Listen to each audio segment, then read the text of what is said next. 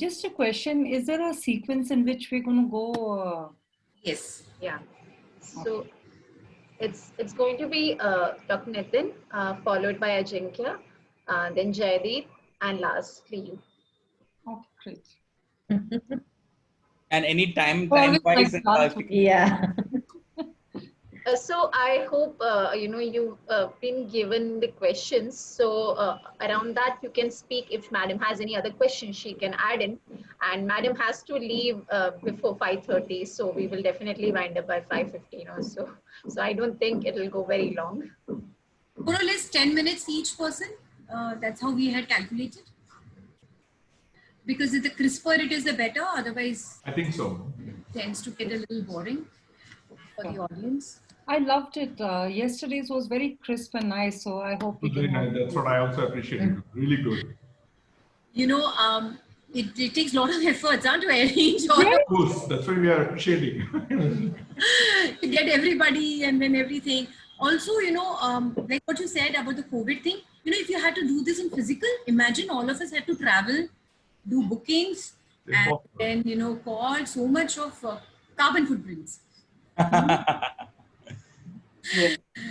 Yes. So, Ambili, you give us a green signal and I'll go live the minute. Ma'am can be entered. Just have a look, Didi, when Yeah. Yes. she's the co-host. I have also been made co-host, so we are all good to go.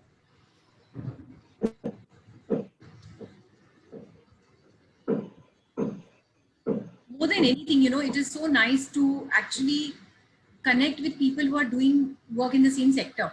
Maybe I'm doing awareness, but without you guys, awareness fails. So we are all so connected. And sadly, we don't interact. This is my personal grievance towards everybody. They just work in their own space, which is not good. It's not only overlapping and depletion of resources. We can always, isn't it, Malini? Always, No, you know. I just believe just the reverse. I feel we have a garbage sisterhood. So I stay in touch with you. Similarly, I have Monica in Delhi who keeps me updated what's Gurgaon, Noida, you know, the municipality laws, and I have people in smaller towns with whom I stay connected. So I feel About like you, you are into it from like you're passionately into it. What I meant is what Ajinkya is doing. I mean, do you know what Ajinkya is doing? I don't know. So Ajinkya needs to know you. You need to know Ajinkya. yes. Is what I'm trying to say. So we On have that note, shall we start? yes. Will I? I'll give you a thumbs up.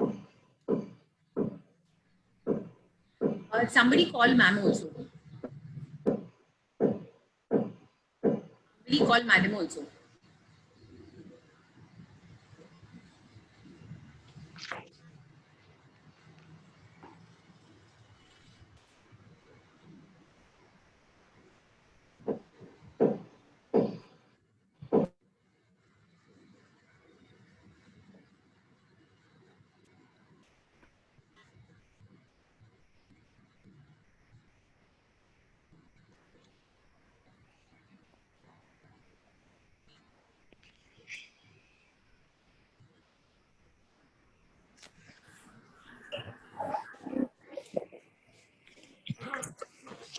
Yeah. Good evening, everybody. Yeah, I was trying to come in through my laptop, but it was not letting me in. I don't know. Ma'am, we are live now. No, I'm actually speaking through my phone because my laptop Okay, was somewhere. not letting me inside. It is We'll not go letting ahead with this. We'll go ahead with this. It's okay. Yes, it's okay. It's okay. As long as Ambili has all the slides and everything, I think. No? She does have. I have. Yeah. Okay. I think the laptop one is trying to come. Let's see. Okay. Good evening, everybody. Warm welcome from the R-NISER team for the second day session of a webinar being conducted on the subject of sustainable menstrual practice and menstrual waste management.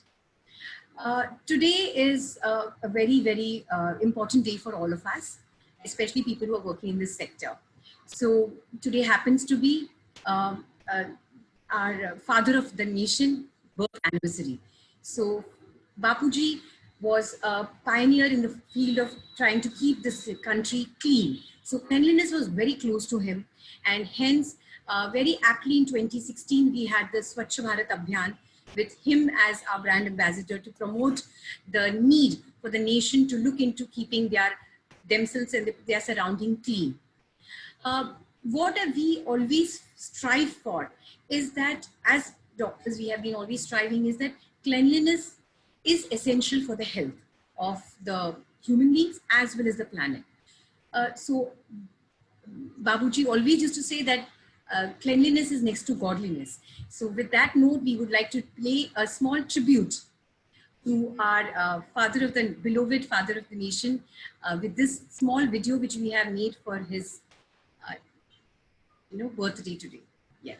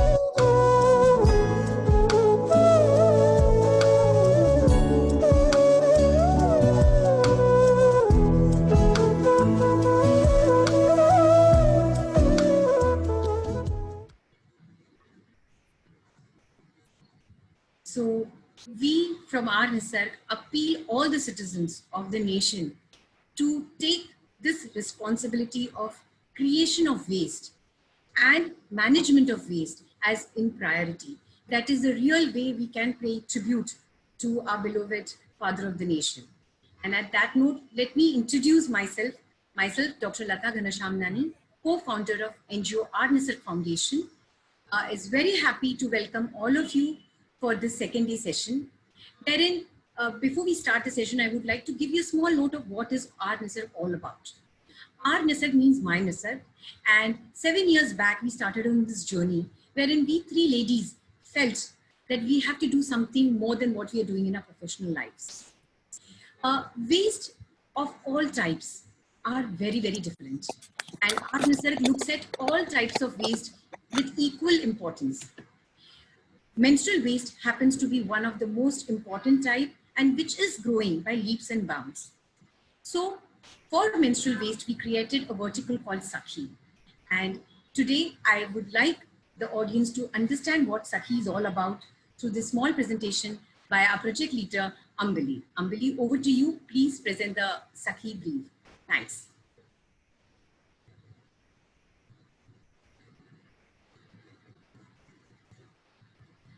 So Ambali. Yes.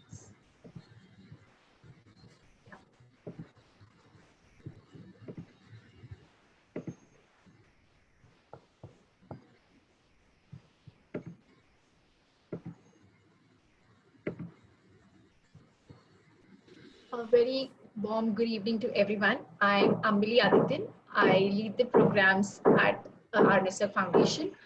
And as Dr. Lata mentioned, Sakhi is our project to reduce menstrual waste. So what is Sakhi all about? Sakhi means being a friend to you. So switching to eco-friendly alternatives is easy when you have a friend or Sakhi to guide you. So a Sakhi can be a doctor, a gynecologist, a nurse, or in fact, any menstrual cup user who will hold your hands and help you in this journey of sustainable menstruation. And hence, the name Sakhi was given to the project. Sakhi works under 5 pillars. The first pillar is Sakhi Workshop, wherein we hold workshops for women about menstrual cups and other sustainable alternatives. As on date, we have reached around 2,500 to 3,000 females. Our next vertical is Sakhi Center. Sakhi Center is basically a medical center wherein a woman is educated, she has access to sustainable menstrual alternatives, and she is supported in switching to these kind of alternatives. Again, as on date, we have 20 Sakhi centers across Thane city and Mumbai, which also includes a PHC. Third is our Sakhi helpline. This is a helpline service wherein we handhold every woman who purchased cup from us for 3 months, so that every woman who has a cup can smoothly transition to become a cup user. We have 500 females actively using the helpline service today. Fourth is our Sakhi trainer. So it is a certified trainer program by Sakhi and AMOGS. AMOGS is Association of Maharashtra Obstetrics and Gynecologists Society, and we together have created a program for menstrual cup users so that they can become an efficient trainer. 50 trainers till date, which include medical trainers as well as non-medical trainers. And lastly is the fifth vertical called as Sakhi Donate. Here we educate and provide menstrual cups to women in the low income groups. If you see on the rightmost side the picture, this is a recent initiative where we have donated menstrual cups to healthcare warriors on the front line during COVID. As on date, 100 plus menstrual cups have been donated. So this is all the journey of Sakhi has been in last 1 year, and this could not have been possible without our cup partner, Rustic Art. So on that note, I would like to finish what Sakhi is all about and introduce you all to what we did yesterday. So yesterday was our part 1 of the 2-day webinar series. Yesterday's focus was mainly on the status of reusable menstrual alternatives in India. Our panelists also highlighted on how a small village in India is actually going to become disposable sanitary pad-free village. And we also felt the role of different stakeholders to come together, which could be manufacturers, gynecologists, NGOs, corporations, and they all worked together to promote sustainable menstruation at national level. So this is what was discussed in yesterday's webinar. So reusable alternatives is helpful. However, not every woman may choose to do that. So for that, we need to have some solutions for our existing menstrual waste management problems. On that note, I would want to, I'm happy to introduce the moderator for today's session, Dr. Shyamala Mani. Dr. Shyamala Mani is the advisor, wash and waste management at National Institute of Urban Affairs and Public Health Foundation of India.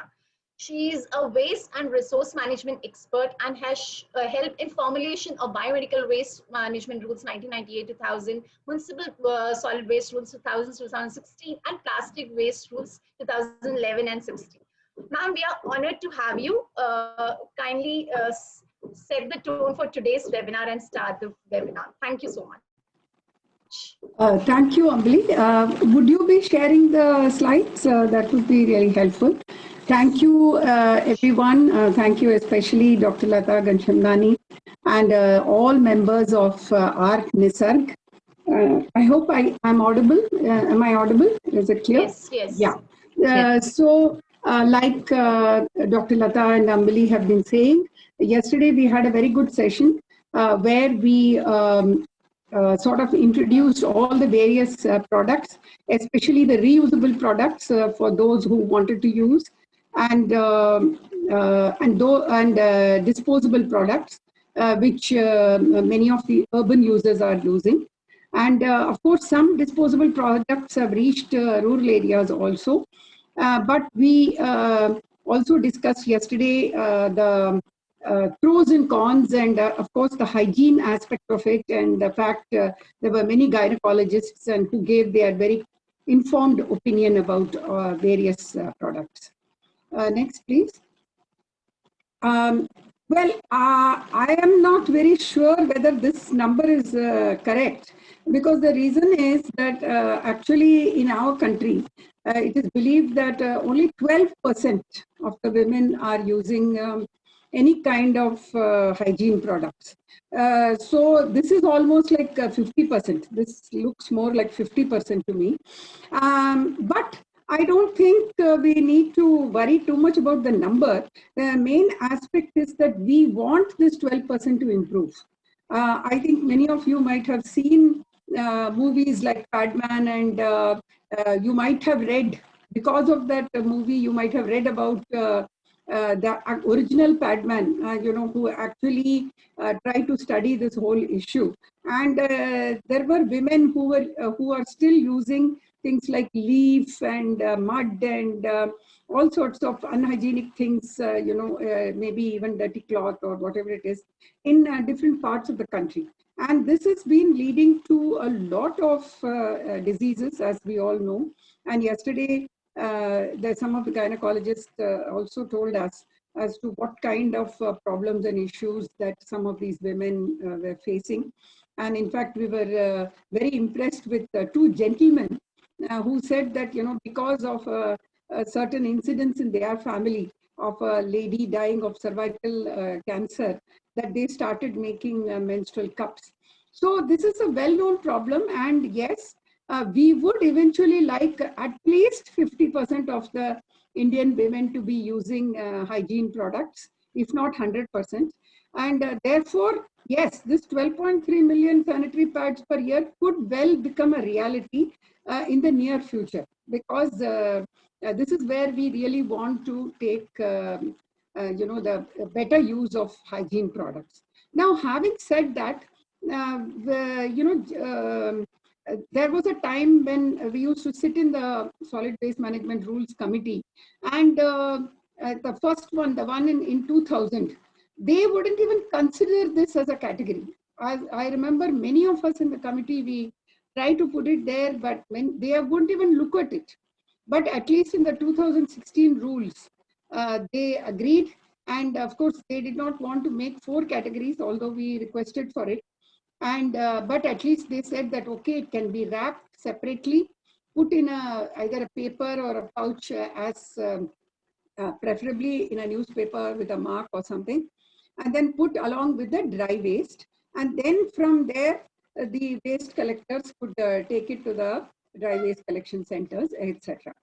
So when it came to guidelines on also the Schedule 4, which says Schedule 2, which says what has to be done with each material, and Schedule 4, which talks about the standards, then we said that, okay, wherever in urban areas it is possible, it through the dry waste collection center, because in 2016 rules was the first time when MRF, Material Recovery Facility, or a particular location within every ward or every couple of wards where waste could actually be brought and segregated. As before that, there was no space allocation at all for waste management in the whole city, except the landfill, which used to be away from the city.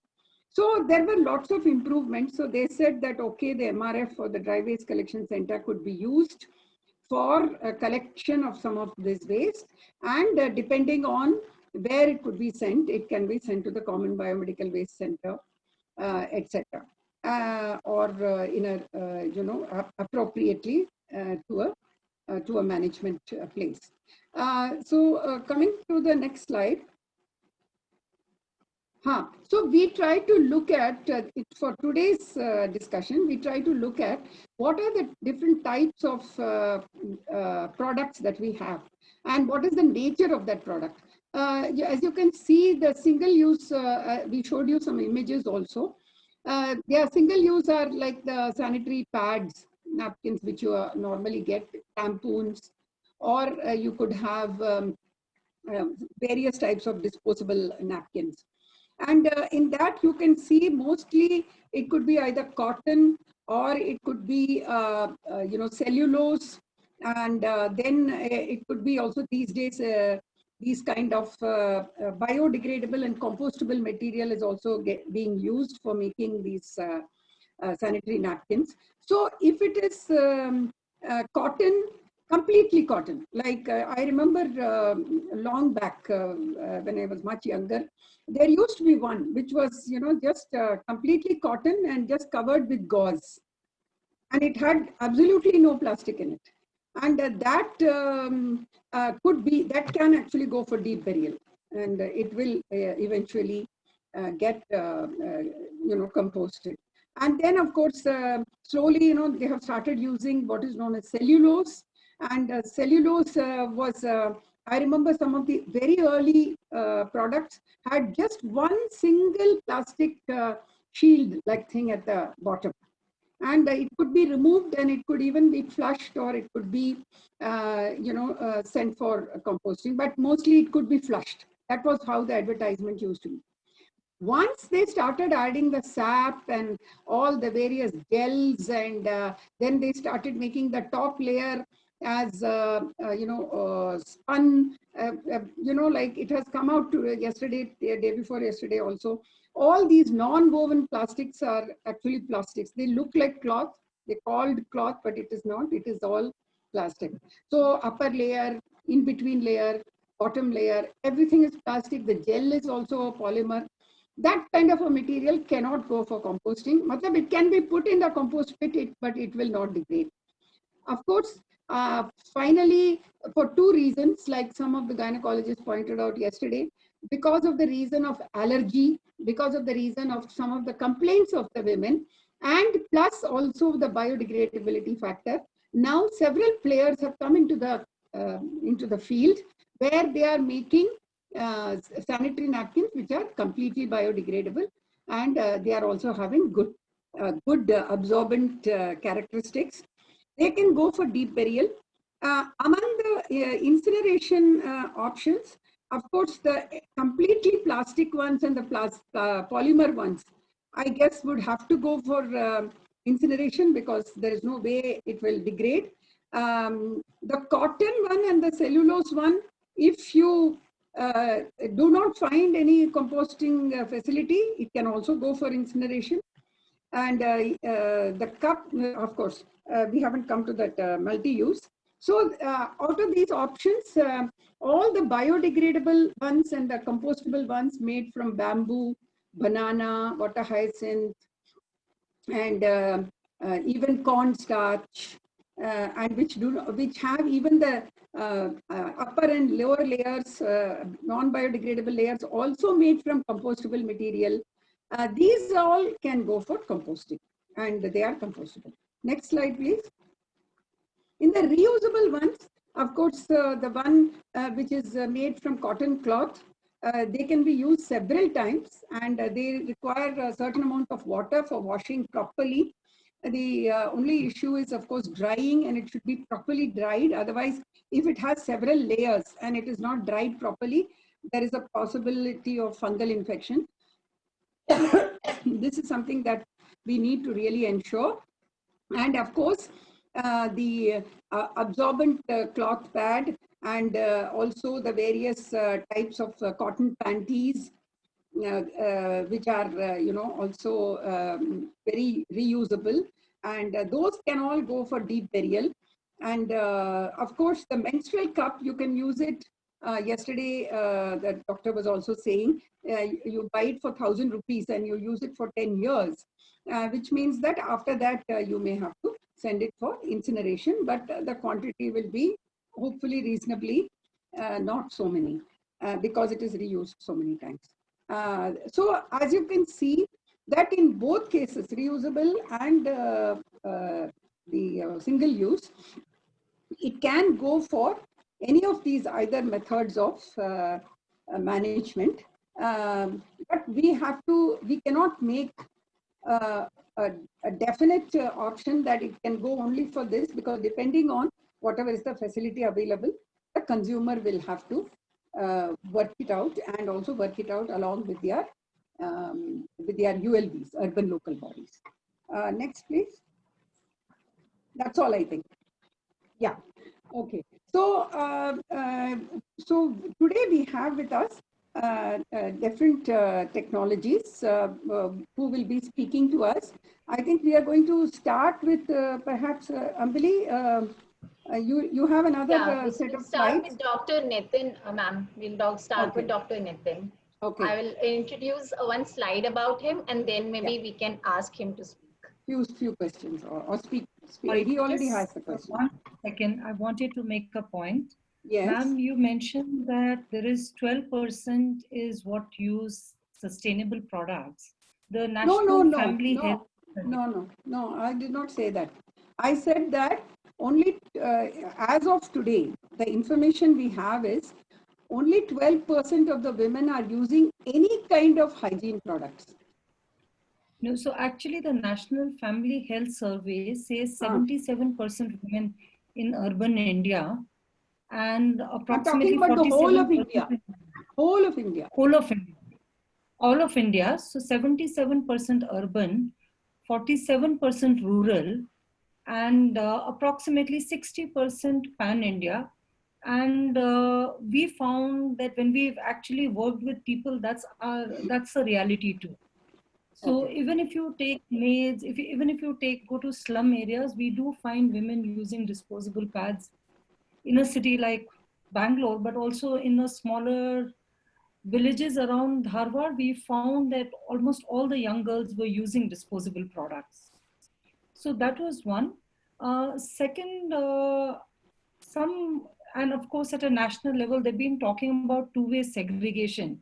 But now Swachh Bharat also talks about three-way segregation.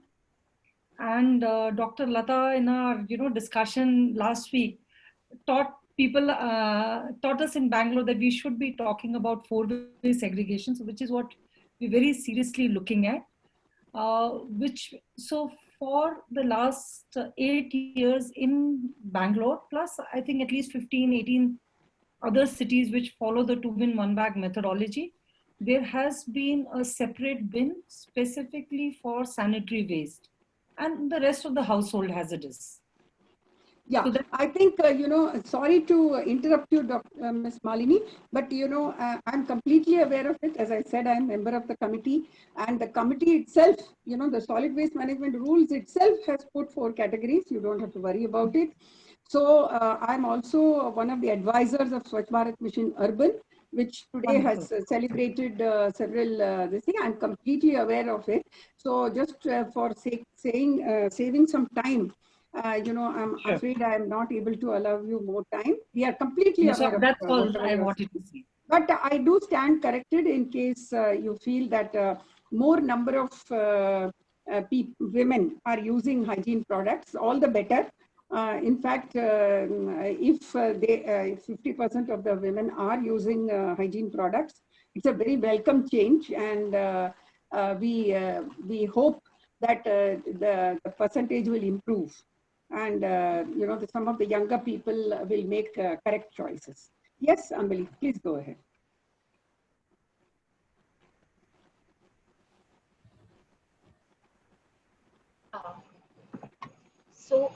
Thank you very much, ma'am, for setting the tone of the webinar. And now we will start with our panelists. Our first member is Dr. Nitin Lavsepa. He is Chief Scientist and Head Energy and Resource Management Division at CSIR NEDI, which is National Environmental Engineering Research Institute, Nagpur. He is also the scientist behind Green Dispo, which is an eco-friendly incinerator for disposal of sanitary napkin, which was developed in 2018. He's a researcher scientist, and his area of specialization is energy and environmental materials, air pollution control, cleaner energy generation. So to give a small insight into what Green Dispo is all about, after that definitely Sir can take it over and explain us more. Green Dispo is jointly developed by CSIR, NEDI, ARCI, and Sobol Industry. So many traditional small incinerators burn typically at 300 to 500. However, the Green Dispo burns at 800, which is suitable for bleached, unbleached pads, and those pads with high cellulose content. Also, to ensure that there is no toxic emissions that are released, the post-combustion heater temperature reaches or rather exceeds 950 degrees Celsius. The Green Dispo has been tested for total particulate matter, carbon monoxide, sulfur dioxide, nitrogen dioxide by labs at CSIR NEDI. And in fact, the product has also been tested for dioxin and furan, which is the major concern for everyone who uses sanitary pads in incinerator. So this product is also tested for dioxin and furan. As you can see, this product is pretty portable and has been fixed in a toilet. And the capacity of this kind of an incinerator is between 30 to 50 pads an hour. And it can be scaled to the community needs. The weight is approximately 12 to 20, and it's a very energy efficient device with auto power and thermal cutoff features. So on that note, I would like to invite Sir so that you can speak more on the technology and your general perspective on menstrual waste management. Thank you. Good afternoon. Am I audible? Yes. Okay, so wish you all on the occasion of Gandhi Jayanti, and a very big compliment to our Nisarg, Dr. Lata and the team for these initiatives. So I'll quickly brief you about my views on the menstrual waste management and our efforts at NEERI. And thank you so much to Dr. Shamla for giving a wonderful background on this subject. So my job has become very easy, in fact. So as of date, we can expect the rapid increase in the sanitary pad waste, even if I don't call it a menstrual, waste per se, mainly due to the increased use as we can expect in the next 5 to 6 years. It's like energy, we are working on renewable, but the fossil fuel will also grow because the overall energy demand is increasing. So use of sanitary pad is increasing, and for next 5 to 10 years, we can expect a lot of increase in the use of these disposable sanitary pad, despite the fact that we are promoting cups and reusable. Not much on the guidelines because Dr. Mani has very nicely covered, and a brilliant person like her being there, we can expect some more changes and clarity on emissions, as she herself is very critical about the emissions aspects and the safety, installation issues. And we are also expecting some BIS guidelines because it's a commercial product, and next 2 to 3 years, there will be a couple of lakhs of units may be installed. And I would also request her to recommend for some recognized test center with the adequate facilities so that the sector become more reliable. Now, as far as options of treatment of menstrual waste is concerned, at NEERI, we are quite technologically agnostic, in fact, and we are working on multiple options. As we strongly believe in a country like India, we would need different options, at least for next 5 to 10 years, when I can dream that probably we'll have a very efficient system for collection and central disposal or incineration. So ideally, I also believe that it should be segregated, collected, and sent to the central BMW facility. And of course, if there is an option of resource recovery without adding to the footprint, and if it is good for the implementation, yes, why not? That's good for the circular economy as well. But as of now, if I see the practicality of this menstrual waste management or sanitary pad management, the electric incinerators, they do offer one of the potential options. So I would say they are the part of the solutions, okay? Provided the quality is maintained, okay? So we have been working on this. So I personally feel that there are twofold challenges when we looked at the electric incinerator. One is a temperature requirement, because Dr. Shamla has rightly pointed out that the combustion needs certain temperatures, certain conditions, and then post-combustion control needs some. So temperature requirement without much energy footprint, okay? Because at the end of the day, when we are expecting a couple of millions of such incinerator, then we need to worry about the CO2 footprint as well, or our energy is now a strategic thing. The second major issue in these electric incineration, which everybody should worry about, the emission control. Because these are the small devices which have quite a lot of limitations with respect to the after exhaust emission control, which we normally see in the centralized or the big facilities. So what we did, we sort of joint efforts it was, and let me correct that it was introduced that I have probably developed. No, there's a big team from NEERI, my colleague Ankit, Dr. Rakesh Kumar, and ARCI, Dr. Johnson and his team, and a very nice scientist, entrepreneur from Hyderabad, Mr. Rao from Softball. So they have expertise of very efficient ceramic heaters, and they can generate a heat without much compromising on the energy requirement. And then we at NEERI did a lot of changes in the combustion chamber, and we provided some emission control options. So we would modestly claim that, as far as I don't want to comment on the incinerators available in the market, but we have definitely raised the bar of as far as quality or meeting standards of these kind of incinerator are concerned. So for about a year, we have done extensive testing. And I'm not sure, probably we are among the very few, or probably I was told by the National Testing Center at Trivandrum that this is the only incinerator which like they came forward and met the dioxin furan's norms, because it is quite tedious process. We need to burn no less than 1,000 pads for 11 hours to get one test set actually. So all these things, when you do and you worry about the quality, you need to really compromise on the cost, okay, because the cost will be up. And this market, I'm sorry to say, is a little unorganized market where you get an incinerator right from 3,000 or 4,000 rupees to there are some quality standards, quality incinerators in the market, which are really costly, about 60 to 70,000 or close to 1 lakh rupees. So this is not really a device. In fact, I have shown a picture where it can be installed in the bathroom. It can take care of close to 300 to 400 menstrual women. And that corresponds to roughly 1,000 population. It's already a community device, and I really don't wish that every bathroom should have this kind of device. No way, because it's a high temperature device. There are safety concerns. There are emission release concerns. So one device is good enough for a population of, say, a village of 1,000 people, or a hostel or a college where 300 girls are studying, in fact. Okay, so these are the brief details about the green dispo. And about the way forward, I fully agree that probably we need to combine our efforts. Okay, last 2 years have been pretty active, or some developments we have seen. Thanks to the people like Dr. Lata at this end of where they have created awareness, and all of you are there. And also I'm thankful to Dr. Shamla for taking up this issue, because she mentioned that at a decade ago, there was no concern about the menstrual waste. So I'll start with the awareness, then I think the pad standards needs to be in place, because it's very important that in incinerator we consider these pads as a fuel, okay? And the emissions will obviously depends on the fuel. So there are some innovations coming up that which can help, in fact, to modify the pad composition without any compromise, but they can even suppress the dioxin furan emissions. Okay, they are like additives.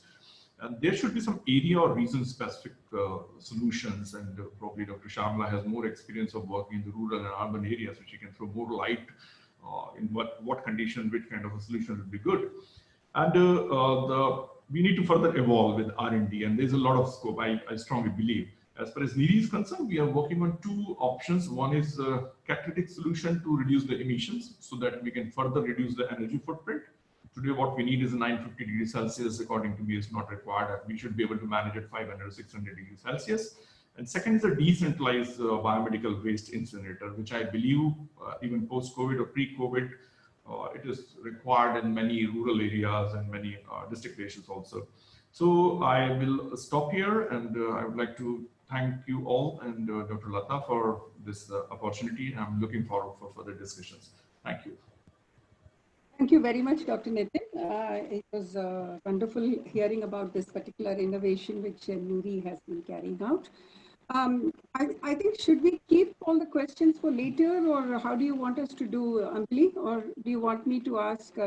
Yeah, so this afternoon when Dr. Nitin and I were discussing, this was one of the things that we were able to bring out, that, you know, there are many cities, and today also actually was the 151st anniversary of Mahatma Gandhi, and also the 6th anniversary of the Swachh Bharat Mission.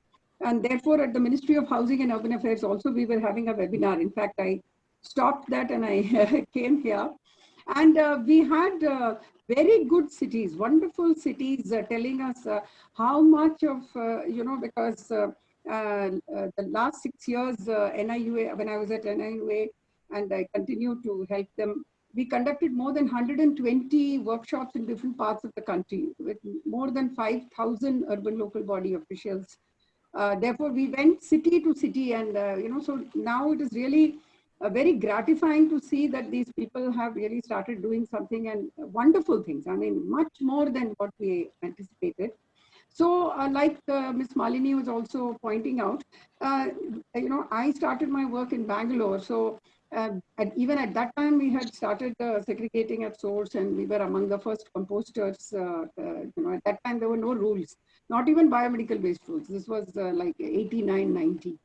And therefore, there are cities where, they are able to send it, take it to the dry waste collection center, and from there to the common biomedical waste facility.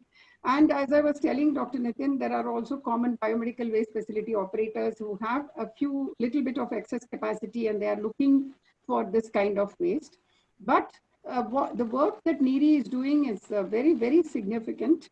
Not because, we should all, I'm sorry to say, some of us women, because we have been digging this pit and burning sanitary napkins in village areas, we think that burning is okay. Usko jala do, that type of a habit. So we also feel that every bathroom should have an incinerator. Unfortunately, as I was also telling Dr. Nitin, our state pollution control boards don't have that much of workforce. So like he said, forget about NEERI incinerator. Suppose an incinerator with some 3,000 rupees with no proper temperature control comes. It will be impossible for the pollution control boards to monitor. So as he was saying, we are really looking into possibilities of having municipal common facilities. So where you can put these kind of devices, like he said, you can put it in a big hostel where there are women students. You can put it in big campuses where it can also be connected to air pollution devices. Or like he said, he's already working on catalytic material, which can reduce the temperature of the secondary chamber, and so many other innovations, which can trap the particulate matter. So we should try to look at the fact that we should try to go towards more sustainable products, but incineration will always be an option because it cannot be completely done away with.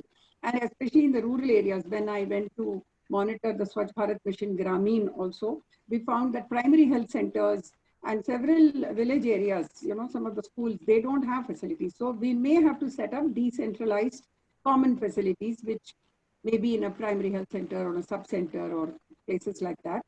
So innovations like what NEERI is doing will be very, very useful. And I'm sure with BIS standards and some of us working on the regulations and, especially the air pollution control standards, I'm sure this will become a better option. But I would definitely tell women, please, I think you should abandon this idea that every bathroom should be fitted with an incinerator, and that is not the way to go. That, I'm sure. That is not really meant for that. Okay, thank you very much, Dr. Nitin. It was wonderful having your presentation. Ambili, would you like to go to the next? We'll come back to you, sir, in case there are any questions from the participants. Sure, sure. Yes, Thank you, ma'am.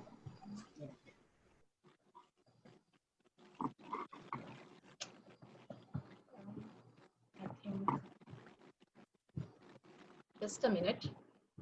I have some issue with my. Okay.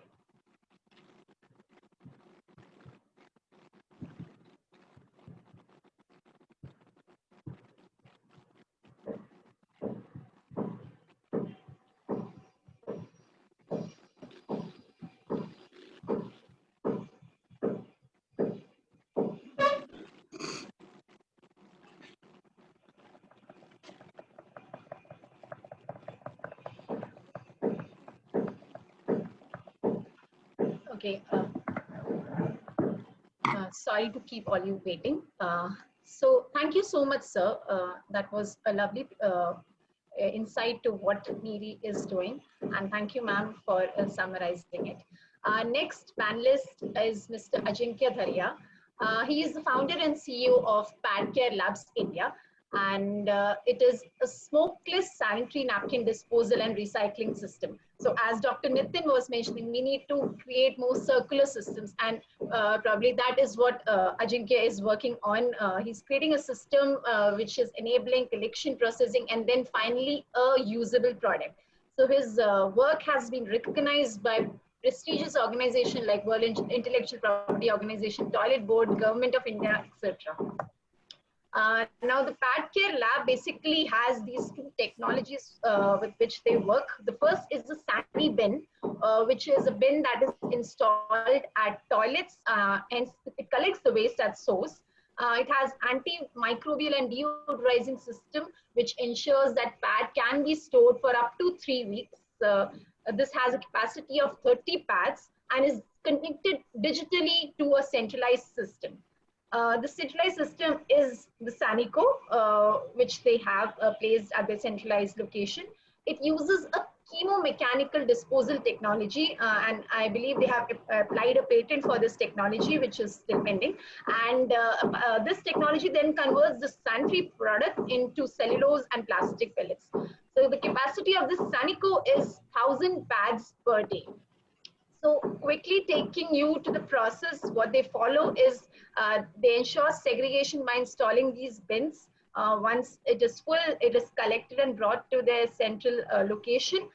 Using their Sanico device, it is, it is treated, and finally material which includes cellulose, which is sent for recycling, and then there is this non-woven plastic. So the main USP of their product is it's very much cost effective than many other traditional products. Plus the final outcome, which is they say is up to 6 log reduction is there in microbial content, and almost 80% of material is recovered through this mechanism. They have reached almost 1,000 women and safely managed 2,500 pads, saving around 4 metric tons of carbon. They run on a very subscription-based model, and as on date, they have installed in Venture Center, IISER Campus Pune, and Cummins College Pune. So this is a splendid work, and I would like to tell you all that Ajinkya is the youngest panelist for today's session. So let's hear from him as to what was his motivation, and Ajinkya, please share some insights on your technology. Thank you. Yeah, sure. Sure. Thank you for the introduction, and thank you, Dr. Lata, for giving us the opportunity to present here, because I'm saying, including the Dr. Shamla and Dr. Nitin, they are carrying vast experience in this domain, and we are new, and we are trying to solve this problem in different way. So we as a Pad Care Lab, so we started this journey in 2018 with vision to shape sustainable societies by enhancing hygiene standards. Yeah, so we are not considering us as a waste management company.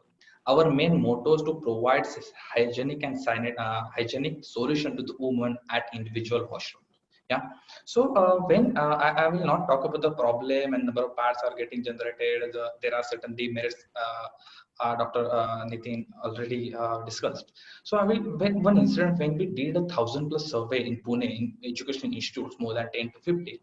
Yeah, most of them have because there is regulations requirement. Most of them have incinerators as well. But we observe in terms of data, 90% girls prefer to put these pads in the nearest dustbin at washroom. Remaining 6 to 7%, they try to flush it down, and remaining, because there is a taboo and stigma around it, it is like so we observe like some number of girls, they are storing this pad for a month and they are burning it away when they are going into home at their hometown. So we have different number of, I think, 10 to 15 methods what we observed when we did this study. But where one more key learnings that what we observed, the woman is not willing to come out from that single individual cubicles to put or to destroy the pads outside in the washroom level. Then when we did a survey, that the main conclusion what we are carrying out, there is a need of safe, accessible, instant, simple, with consumer or consumer centric technology, considering the ergonomics around it, at source in the cubicles. Maybe it can be incinerator, can be, or maybe any other method. Hence, then we divided into two processes at the back end. When we did a basic understanding about the incineration process, we found that yes, there are, I know about green dispo because I had tried initially the only incinerator that I have seen in terms of CPCP, and now I checked that.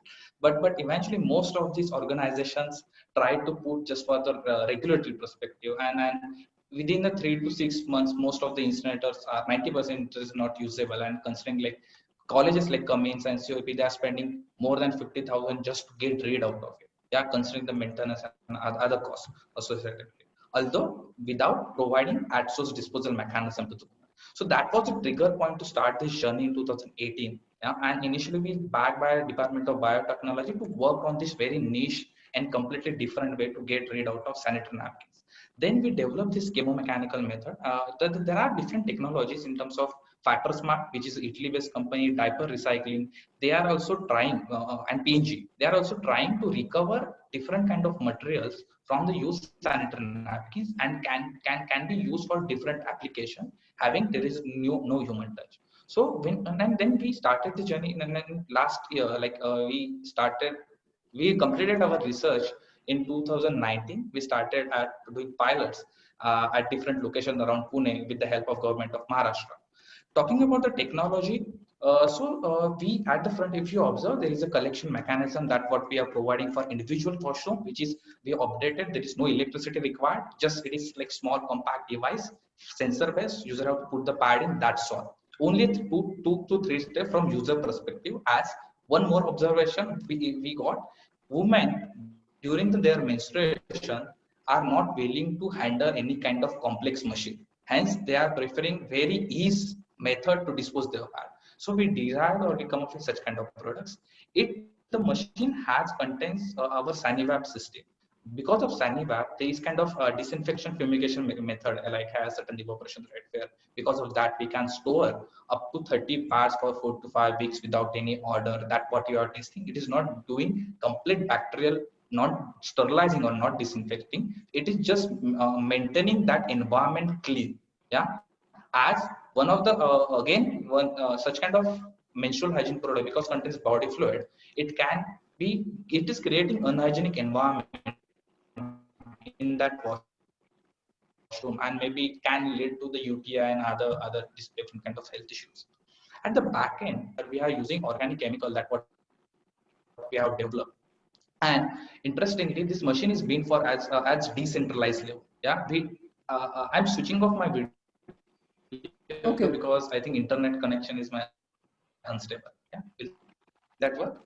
Yeah. Yes. So where the liner coming out of it without exposing, without exposing it to the third party or hospitality management team, we have to just put into the centralized station within just 10 minutes. And the output we are getting, this has a different stage, and we are providing 5Ds. I will talk about the 5Ds. 5Ds are disinfection, deodorization, decolorization, disintegration, and deactivation of super absorbent polymer. So these 5Ds what we are providing in terms of by using our process, and at the end we are getting segregated, sterilized, and dried cellulose in the plastic in different chamber. As super absorbent polymers is deactivated, and right now we are working on how we can recover separately that as well. But it is getting along with the right now with the cellulose. Interestingly, let's show the output looks like this. This is kind of cellulose what we have recovered from the used parts, and this kind of plastic, non-woven plastic what we have recovered. And just from the cellulose, we had already did basic NABL testing as per the regulatory standards, like in terms of bacterial load, COD, BOD output, and we are working with the Startup India and connected with the CPC as well to such kind of new technology, how we can go ahead, what are the regulations around as well. And the cellulose can be used to make the plastic packaging material in secondary or tertiary industry where there is no direct human contact. Also, one plastic can be used to make plastic bricks where it can be used for the food parts. Also, one novel cause what we are working on is Sani-coal. Yeah, the Sani-coal is a kind of having similar calorific value as a normal coal. Yeah, and it can be used as a fuel in the cement industries or mechanical foundry industries where burning happens at very high stage, but it is still at the research stage. So if you look, the globe is facing in terms of sanitary napkin diaper recycle disposal, and we have that solution, and we are trying to close this loop by creating a circular economy. As we are doing AXO segregations as well, it is helping like other value-added waste. It is not getting contaminated, and because the energy consumption is quite low because we are not burning. The cost is just around 20 paise per pad right now in smaller pilot what we are getting for the processing of. So in the long term, we are creating this circular economy, trying to close this loop. We are right now associated with the Tata Trust, also trying to work how we can provide in smaller units, how we can complete this system and can scale it up. Yeah, till that we serve in, we are at technology readiness level 5. We haven't launched this product market into yet. It is still in the pilot, working with different stakeholders, getting the feedback. We are hoping to start this within the next 6 to 7 months. Eventually, yes, and I agree, the insemination is the ultimate end of life cycle. But before that, if we come up with a certain kind of such kind of solution, and if can that solution can add certain value in different industries, wherein considering the regulatory at the center, yeah, then it will be helpful. Yes, I think that's from my side and from Patke's side.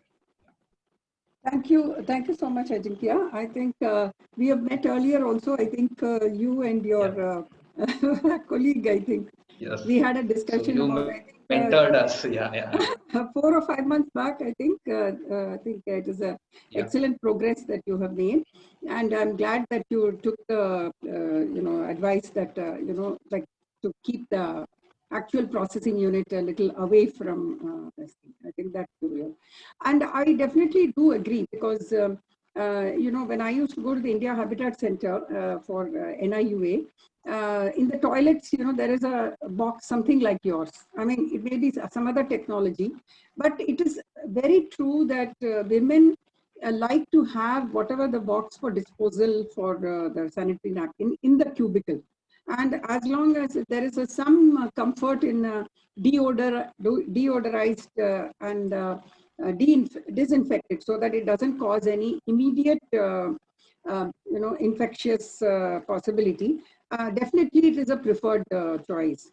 As far as some of the questions which I had already shared with you, it is very important for you to, I think, whenever you go into marketing, that, after all, it's blood and body fluid. You will have to establish that the 6 log reduction that you have, said that you have achieved, that has actually you have done the proper testing and, all the, whether the autoclaving standards, because today we have only that. We have the microwaving standards, we have autoclave standards, and we have the chemical disinfection standards. So chemical disinfection standards, because, in India, we are allowed to use only 2% hypochlorite. It doesn't reach more than log 4 reduction, not more than that. 10 to the power of 4 is what we get. In the case of autoclaves and microwaves also can go up to almost 10 to the power of 6, but autoclaves definitely achieve that. So you will have to, of course, if it is a patented technology and you don't want to share the technology, you will have to ensure that whatever it is, the technology that you are using, that, somehow these standards are maintained, because, the microorganism is not going to change because of your technology. The microorganism will remain as it is. So the idea is the product should not, because if there is any blood left on it, it should not get reinfected. That is a very major concern. And, in the process of when you are trying to recover the cellulose, if the blood or the body fluid is coming out because you are removing it, you should also subject that to, some kind of an effluent treatment, because you cannot, leave it just like that, because blood and body fluid can get reinfected. 90% of the cases, it won't be infected at the point, when you are recovering it, but it is a medium where bacteria and viruses and fungus and everything can grow. So we have to make sure that that becomes innocuous. So like I think we have had earlier discussions and the questions that I've shared with you, these are major concerns. And while women are very, very interested to have sustainable solutions, because this is something that, as the use increases, they are really looking forward to better solutions. But environmental concerns cannot be compromised with. So some of these standards and some of the concerns have to be addressed. And, there will continue to be questions. So as per the laws of patent and everything, but also make sure that some of these things, like what happens to the blood and body fluid that is extracted from the cellulose, is it treated properly? is it attaining the water standards, which the CPCB has prescribed? What happens when you are saying you are achieving 6 log reduction? What is the process? So are you subjecting it to that much pressure, temperature, to make sure that, all the microorganisms, aerobic, anaerobic, everything dies, all the spores die? So these are the kind of things that I think you should keep in mind. And once, like you said, you get all the certification and you adhere to the law of the land, we definitely look forward to good technologies such as yours. Sure. And we are working in that direction. We are considering this all aspects before going forward and commercializing. So this is also, you would be placing it in some kind of decentralized facilities. Is it like a common facility, or where do you, because the second unit, the unit which is actually doing the processing, not the one which is doing collection at the cubicle, but the one which is doing processing, where do you propose to keep that? And how much, So we are how right much now targeting electricity does it require, or like what kind of connections does it require?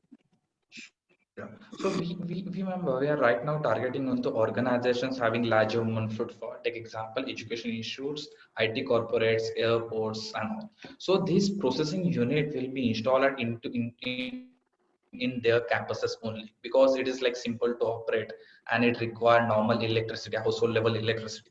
And the cost associated with it is just including the electricity consumer, it's just around 20 paise, including everything. So we initially started to work on the at source processing as well, but we received very good feedback from the users. They're not required concern about processing. What happens to that? They need to just dispose. Processing happens should be in different. It can be processed at different level or positioning as well. So right now we are focusing on decentralized, but at campus level, because interestingly, only sanitary napkins, diapers, like bigger organizations, they have zero waste kind of policy, and only sanitary napkins and is going out of from their campus. So most of them are trying to how we can do this, get rid out of this as well. In a toilet, suppose the sensor stops working, is there any way that you have given some kind of an alternative? Because suppose it becomes like 2 weeks, and you have put in some chemical or whatever it is, but that is not sufficient, and it starts to give smell, or some problem, like some flies start hovering around it or something like that. So what should the owners do? Like, what should a company do? So where right now what the standards for the what Saniva what we are developing, that is for maximum, considering the maximum risk associated with the load. Yeah, so that is one point. And second point, it has a coming with the two. If sensor is not working, then there is normal foot paddle based operation is there.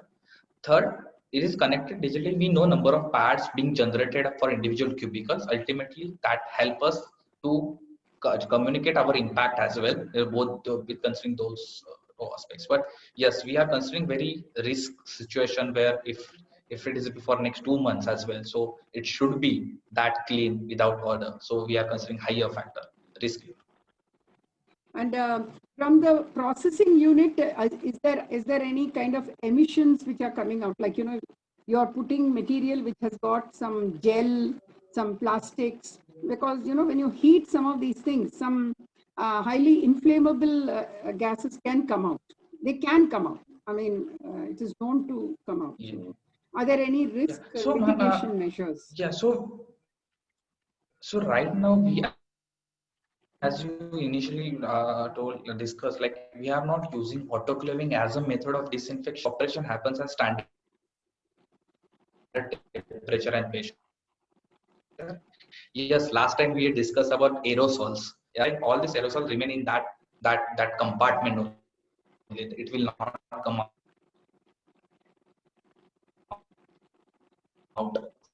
from that closed box, and it is meant for at the back end. Okay, so there are some methods of addressing the aerosol problem also, like they get dried up. There's some way to dry it up or something like that. Okay. Okay. So anyway, I think we should go ahead with the next presentation, and there may be other questions from participants. But I think we have got a general idea that this is another option and another way of going, and these technologies will keep maturing.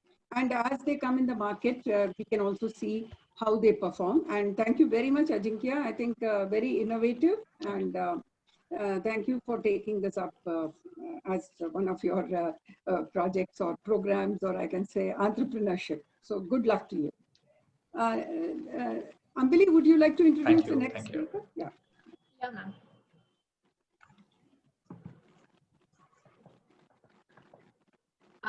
Thank you, Ajinkya. Now, our next speaker is Mr. Jaideep Mandal. He is the founder and CEO of Aakaar Innovations. So Aakaar Innovation has two wings. First is wherein they create Anandi pads, which is an affordable, high quality and fully compostable sanitary pads. Along with that, they provide livelihood opportunities to women by setting up mini factories across the country. The second is Aakaar Social Ventures, wherein they lead behavioral change and communication programs, majorly focusing on menstrual health and hygiene.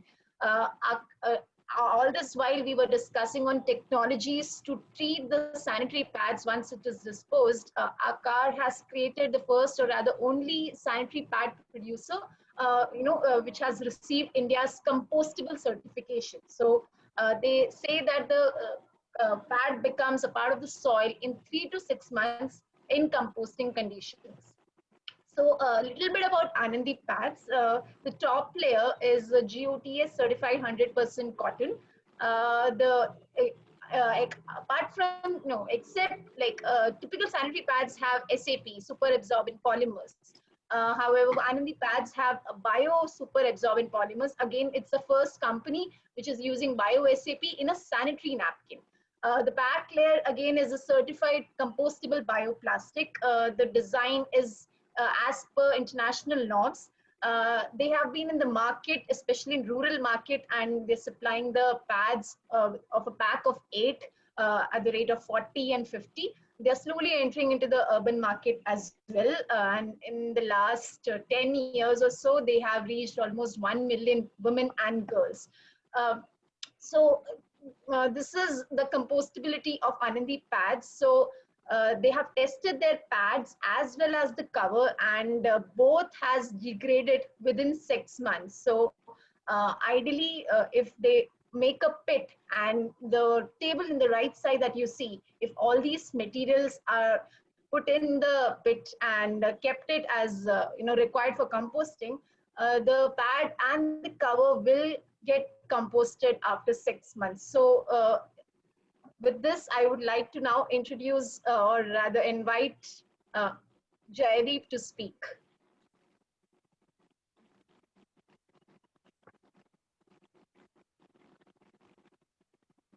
Jaideep, you're on mute. Sorry.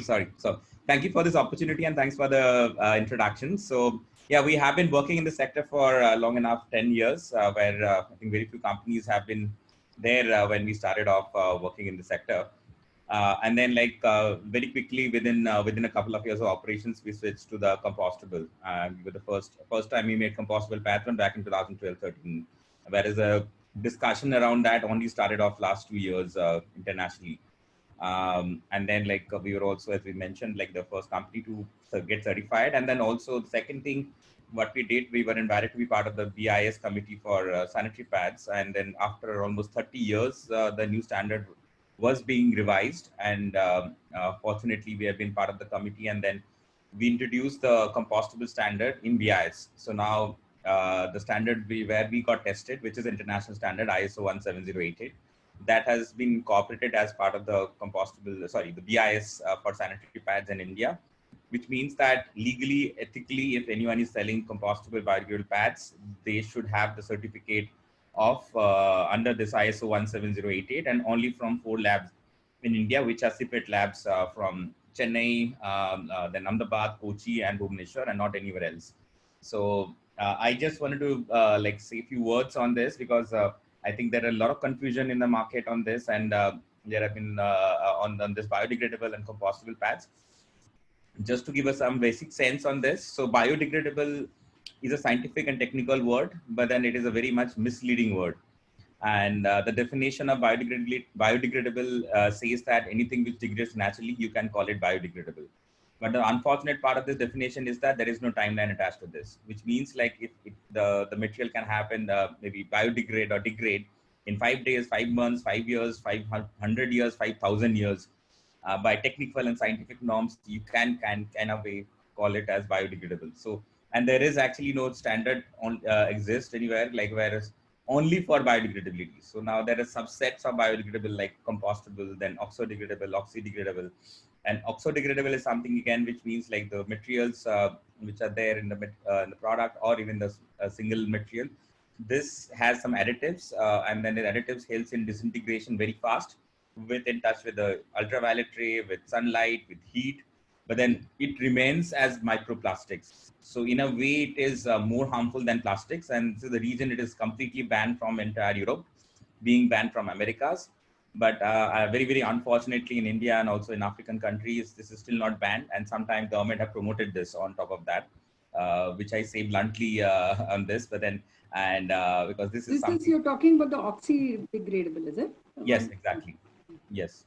And it has standard, it has international standards, but then like this is something which is more harmful. Why it is more harmful? Because see, imagine that the microplastics are there in the soil, and let's say animals are eating grass or something, so they can eat these microplastics. It will go inside them, but then it can go to the stomach and then remain there, and animals can die. So which you may have seen many of them, like where they've cut the animals and they see found a lot of plastics and all.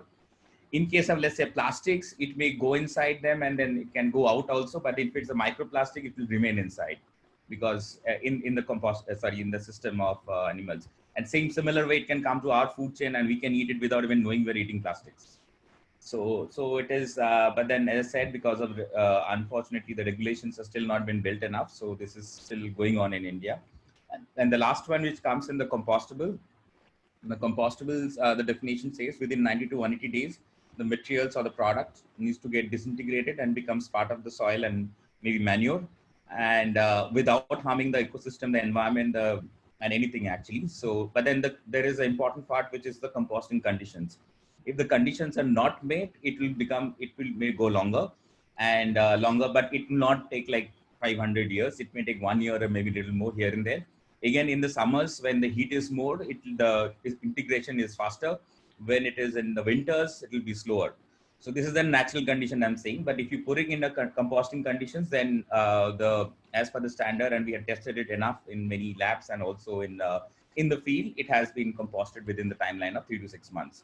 And we have used vermicomposting and other methods, and we tested it. As I said, you see the pictures. There is a lab pictures, and also in the field, like individually organizations have tested our pads and they have verified that it has been composted.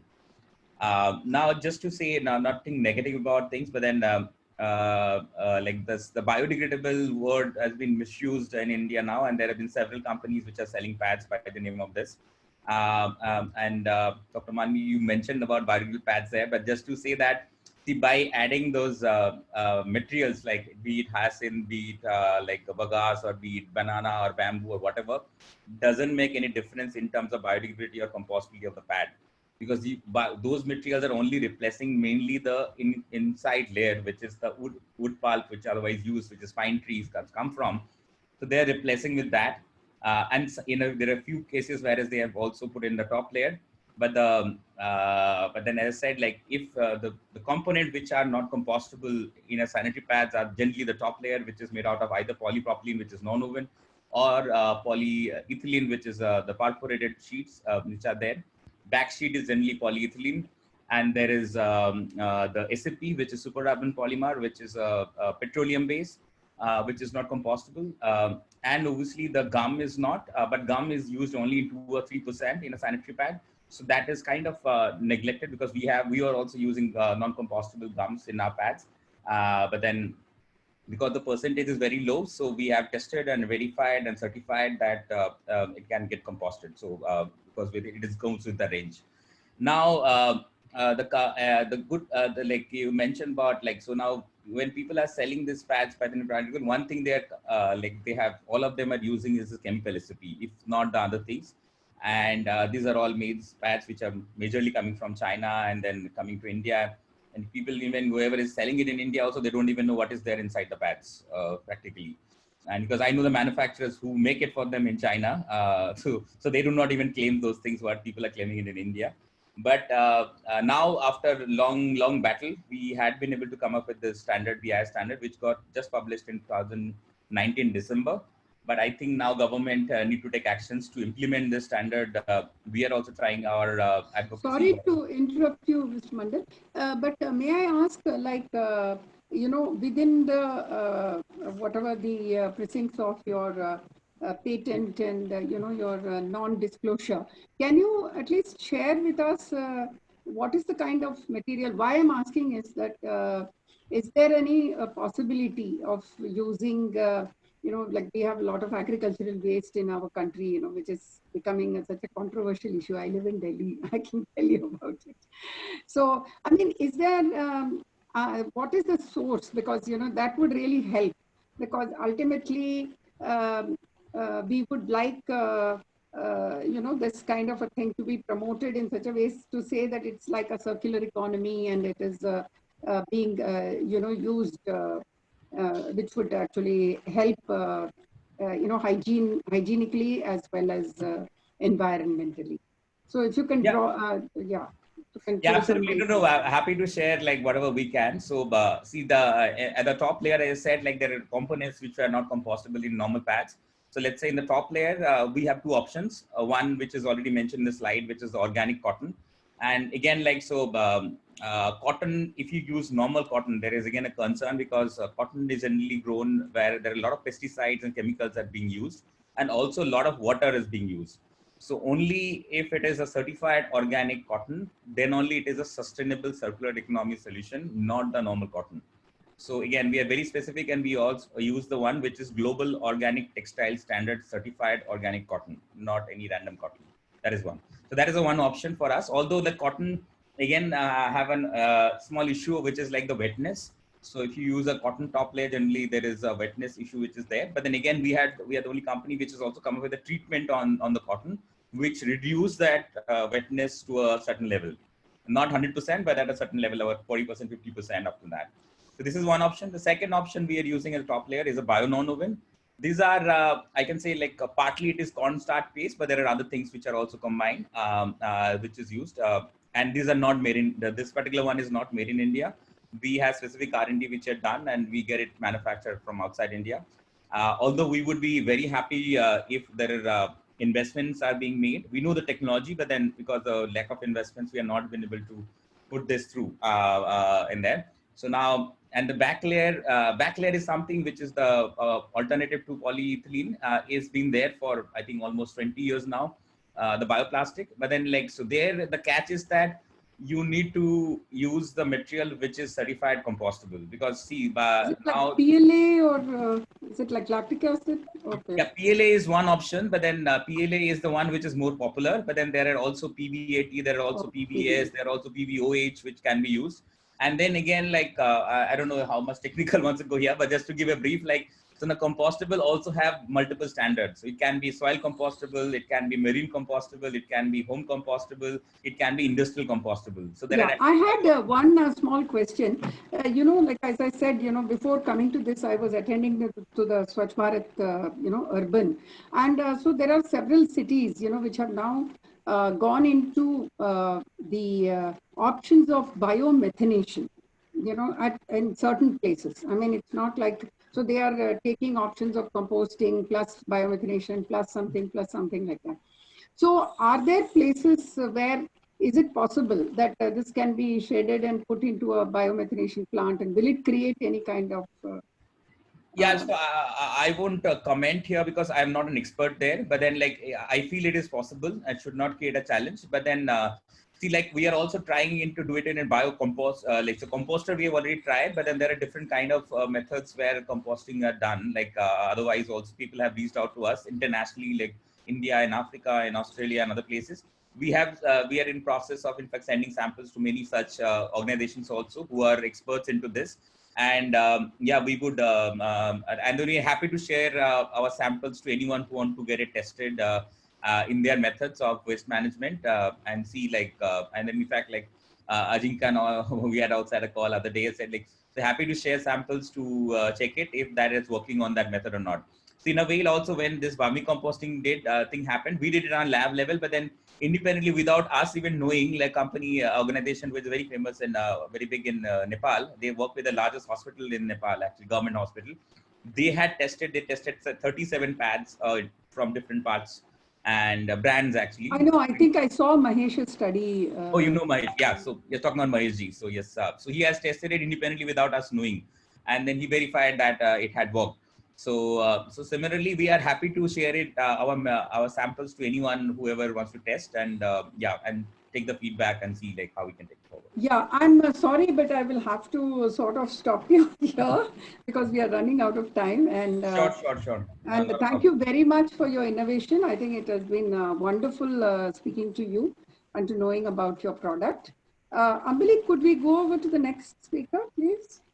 Yeah, ma'am. So thank you, Jaideep. Our next speaker is Ms. Malini Parmar, who is the founder of Stone Soup. It's a startup which enables sustainable living accessible for all. Stone Soup also manufactures menstrual cups and cloth pads. Malini is a part of a solid waste management roundtable, which is an expert committee giving suggestions to the state government on waste management. She's also part of 2 Bin 1 Bag campaign, which is a waste segregation campaign, Green the Red for sustainable menstruation options, Swachhagraha for home composting, and Bangalore Eco Team to enable single-use plastic ban in Bangalore. So I would like now Ms. Malini to take over. Thank you. Thank you. Thank you, Nisarg Foundation, for organizing this. And thank you, Shamla and Nitin, because of the work that you're doing.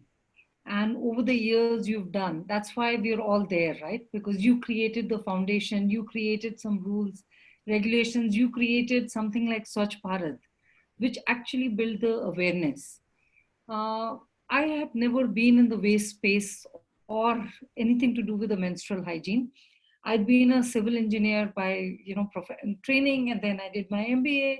I'd worked in a bank, I'd worked in IT with Infosys, Wipro, I traveled the world. And how I got pulled into all of this was because of the garbage in the neighborhood, right? All we wanted to do was, and we women always like to work together in groups. So all we wanted to do was take care of our waste in a responsible manner. And we said, doesn't matter if the whole city doesn't do it, but there was already, a body of work which, folks had already done in Bangalore, right? Almitra Patel, you, and there was a team, Ramakant sir and Sandhya Narayan. So we learned from them and we said, let's try and implement it. We found it, the municipalities was also sharing some things, but it was just too complex to follow. So we created a simple process called 2 Bin 1 Bag, which we could actually implement. And that kind of went viral. We had a lot of people from other cities, states, and some state governments have implemented it. So this is, it talks about end to end. And in this, we put the sanitary waste in what we call the reject bin. We had done 80-20 rules. So saying that let's try and save 80% of the waste, which is compostable or recyclable, and whatever else, let it go to the landfill for now. We'll come back to it. And when we came back to it, we found 80% of this waste was just 3 things: sanitary pads, diapers, and mixed party waste. Thanks to the plastic ban, the mixed party waste is kind of gone. During that time, I'd lived in so many continents and other things, but I'd never heard of menstrual cup cloth pad ever. I used to use a tampon and I used to think that's sustainable. But when I started doing research as an activist, I found the harmful chemicals which were there in the sanitary pad. There's a wonderful organization called womenvoices.org. They've done, a lot of analysis, what's inside our disposable sanitary pads today. But they also talked about tampon. And I was in a shock for a couple of, almost a week. And then I found menstrual cup. And that time there was only one manufacturer in India, the She Cup. So I switched on to She Cup. There were a few of us in Bangalore, 4 of us, who would go around and keep doing these sessions and trying to convert women to menstrual cups. We also found, because we were handling waste, that there were still sanitary pads being flushed. We would tell women, don't flush it, but women were flushing it. And we said, okay, it's because of the maids. But then we realized, even in my house, in the maid's bathroom, there was no dustbin kept, right? So where is the maid expected? So it used to go into the building ducts, and where somebody has to, get a sanitary pad down. So we said, what are the more sustainable alternatives? And menstrual cup, we thought, is the best option. Everyone should just shift to menstrual cups. But as we know, that's not going to happen. And, there is a huge shift, but not fast enough. There are 335 million menstruating women. We also found that when we built awareness, the number of women switching was very high. It's just that it needed, a face-to-face interaction or a face-to-face meeting, or now online sessions where people can ask questions for women to shift. But each woman who shifts converts 30 friends. We had no intention of forming a company. It was only in 2012 is when we started doing sessions. 2015 is when we launched a company for the plastic ban. And 2018 is when we launched a menstrual cup. The reason was we were promoting menstrual cup. A lot of menstrual cups were coming from China. They were poor quality. What they were saying is the women were having a bad experience, and then they would not, they would just completely give up on the cup. The other thing we found was most of the menstrual cup had something called a stem. We kept chasing all the guys saying, remove the stem, it's causing confusion, and none of the vendors were willing to take that risk because everyone in the world had a stemmed cup. So we launched our own menstrual cup. We were, self-funded. We just didn't have the money to do the kind of test Nitin has been talking about, the kind of test Jaideep or Ajanjaya has been doing. So we said we wanted to take an absolutely safe approach. We didn't want to put something in our own vagina or vagina of our friends, because that's where we initially thought it's going to go. Something which is going to be not safe. And yet we didn't have the money to test. So what we said is we have to buy material from people who've been making medical grade products. So NuCell has been a global leader in this space. They make the products, their test labs are available. So we said, it costs more, but let's make sure that the material is absolutely world class. It's safe, it's been tested, there is a safety standard, and they have a body of work. Then we said, where do we manufacture it? We spoke to some of the companies in China. We found a lot of unethical practices. We found vendors who were willing to give us a cup at 68. They said, just do a global copy, just change this design there and we'll give it to you. Or, 200 cups, which are all copies of global brand. We felt that was like stealing somebody else's IP. And if they're willing to cut corners here, God knows where all will they cut corners, right? So we didn't feel comfortable. But we found somebody who'd been producing medical grade products in India, who'd been working with medical grade silicone for making medical products for 25 years. They had quality standards. And then we chose our design, which, only the women, when it started going into the market, women is the one who gave us feedback. But we've been rated really well by, all the organizations which review cups globally, not just in India. So that was on the menstrual cup. We felt that when we're training women, menstrual cup is not enough. There are enough and more, including my own daughters, my elder daughter tried a cup, but she didn't feel comfortable. She wanted to continue using cloth pads. So we said with cloth pad, there's also opportunity to create employment. Now, cloth is what women have traditionally used. It got we looked at, there was a MLA who's been talking about women getting maggots because they were using old rags. we've actually not found any documented case study anywhere in the country where women have got maggots because they were using old rags and other things. So this is all kind of gossip, but there is actually no documented case studies. We've seen cases of women free bleeding, which is, it's as sustainable option. Today we are celebrating in West when women are free bleeding. And when our own women are free bleeding, we're telling them, pad up kind of a thing. We felt that was not fair. Cloth was sustainable alternative, but it did have two problems which we didn't like. One was it didn't have a leak-proof layer. You can tell somebody to choose sustainable, but which doesn't mean that they can't go out or, will hang around with a big stain. Women just won't do it. The second one was the modern sanitary pads have nice wings.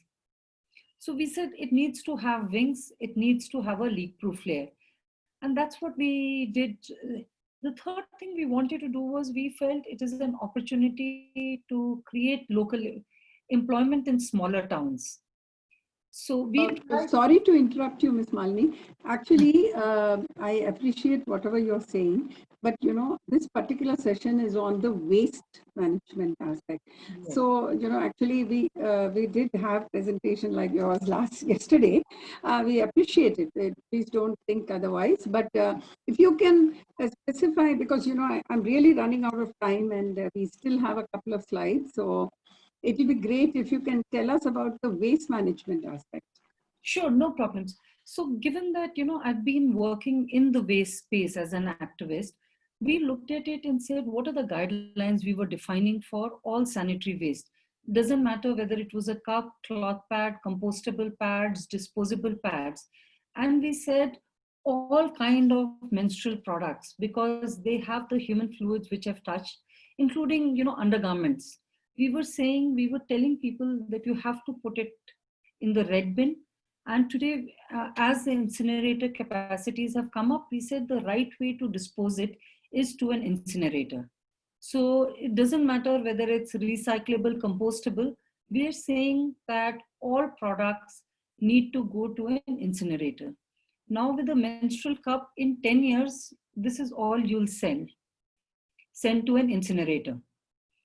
With cloth pads, maybe you'll send a whole bundle every 3 to 5 years. With disposable pads, is it because does it have a plastic in it, the cloth pad? No, so even if it's compostable, we found that even with compostable pads, women were just not composting it at home. No, we won't discuss that now. We are not okay for people to put pads in recyclable. Does it have a plastic? Product. Does it have a plastic layer, the cloth pad you're making? Does it have? Yes, it has something called PUL. It is something called PUL, the last layer. Okay. This is plastic, and this is what gives it a leak proof. We felt it was the middle ground.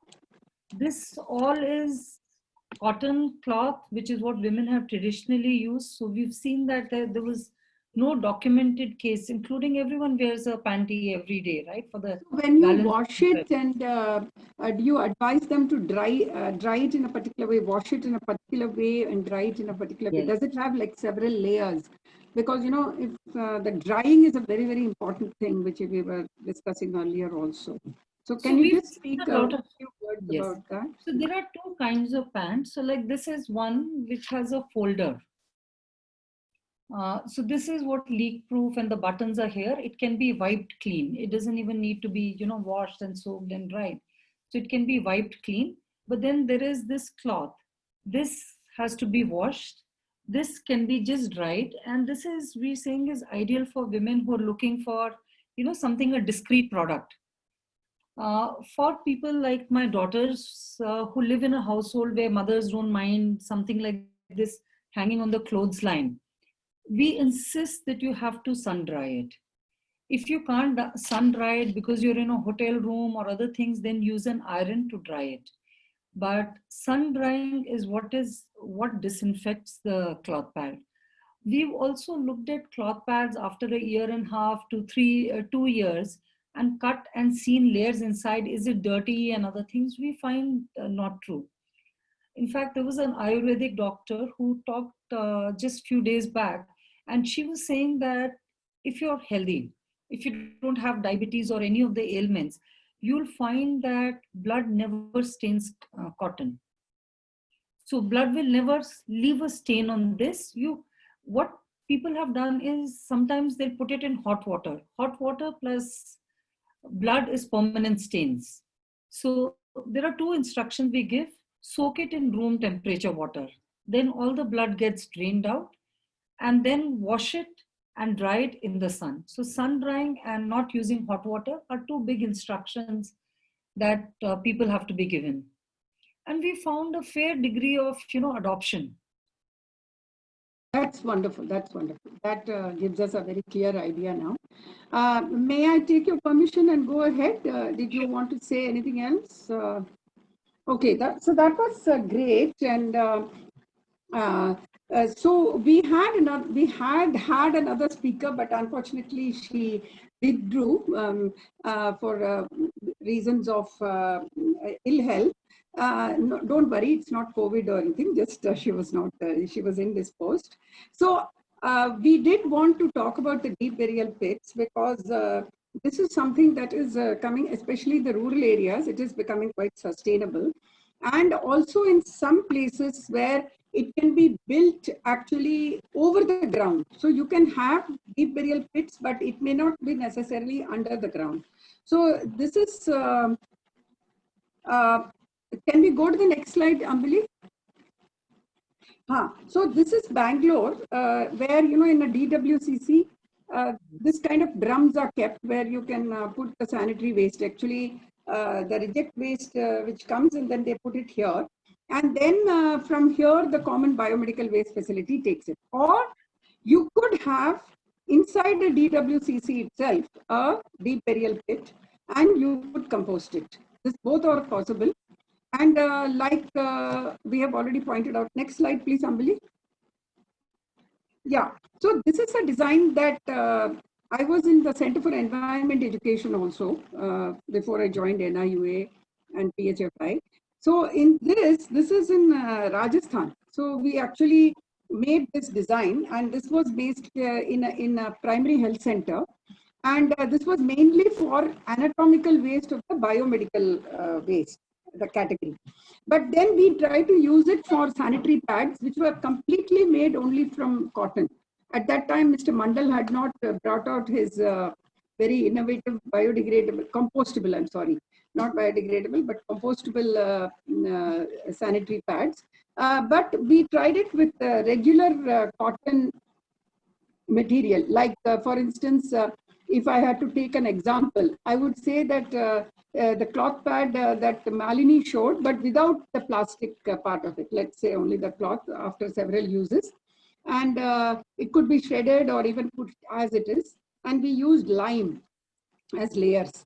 And we found that this was similar to what Mr. Mandal has demonstrated, that in about 6 months' time, it was composting because it had layers. And so this is the kind of thing that we are planning in case if it is possible, whether in decentralized waste management centers or municipal waste centers where these kind of like Ajinkya's equipment can be kept, or even Mr. Nitin's, Dr. Nitin's incinerator can be kept, or this kind of burial pits can be made. These are proper constructed pits, highly monitored, and even we make sure that there is activated charcoal at the bottom, and there is no nitrite pollution.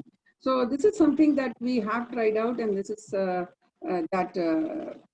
which is also an option. So we just wanted to share that these are also options. Can we? Yeah. So is it time for answering a few questions? Ambali, is somebody curating those questions? Any questions from the chat or from the Q&A? Ma'am, no questions on the FB yet. If any of the panelists want to ask anyone. Yeah. I would just like to, in that case, I think I can sort of make a summary. I mean, So the basic thing in today's, I would say that I'm the luckiest because I learned the maximum sitting here, and I was able to really get, it was almost like a science seminar for me.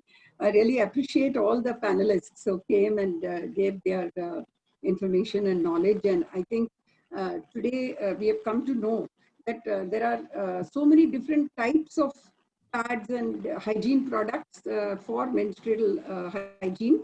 At the same time, there are also very good options. So we don't have to rely only on, only one option. And I think there are many ways to really tackle this problem. And we have come to know of even the difference, like what Mr. Mandal was saying. Even the plastic waste management rules, if you go into it, it very clearly defines biodegradable from compostable. It also gives that same code also, IS 17088, and even the BIS has described that. So yes, so we should know about these kind of issues and problems. The reason the more we come to know about it, we will make better choices. And if we make the choice according to this, and we don't get hoodwinked by somebody saying that, okay, this is completely biodegradable or oxy-biodegradable, and you don't know what it is, and you think that you are using a very sustainable product. It is very good to keep on having more and more information so that we as women can make proper choices.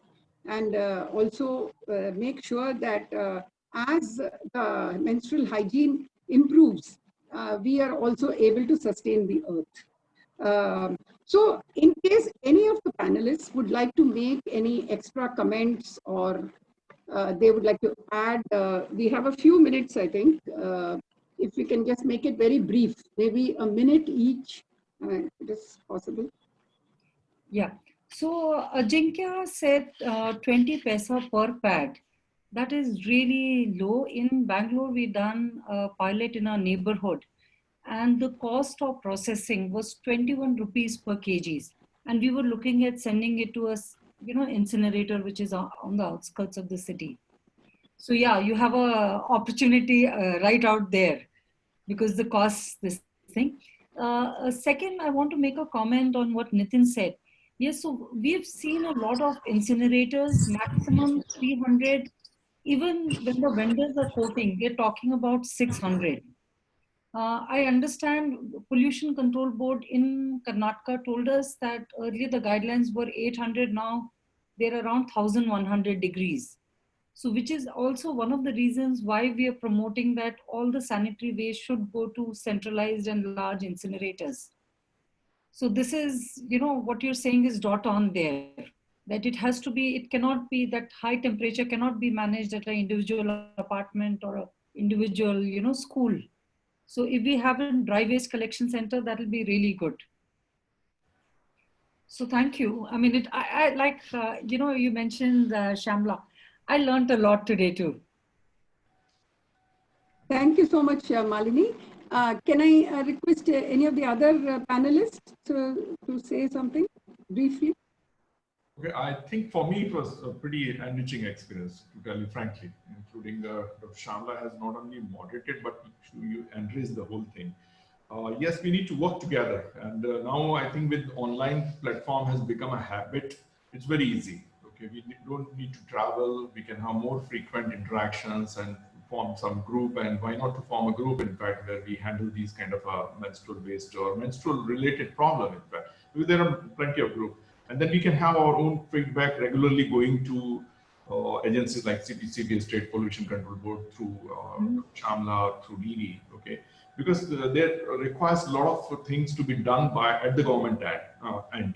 Dr. Mandal says, Mr. Mandal said that it took a long time for them to get these standards, okay? I remember going through the draft BI standards way back, okay? So these things should move fast, and also this should be adaptive to the new things, because at the end of the day, and the last thing I would suggest that we are doing now the LCA or life cycle assessment analysis, which is one of the best way to assess the way, because right from we are taking right from the raw material to the process of making a sanitary pad of different category, and then the transportation and storage, and then it's transportation to the disposal system. And we are finding a lot of interesting studies which we should come out within a couple of months. So LCA will be one of the full proven or very good proven option to try out different technologies, because sometimes we miss the indirect footprint, especially the environmental footprint or water footprint for that matter.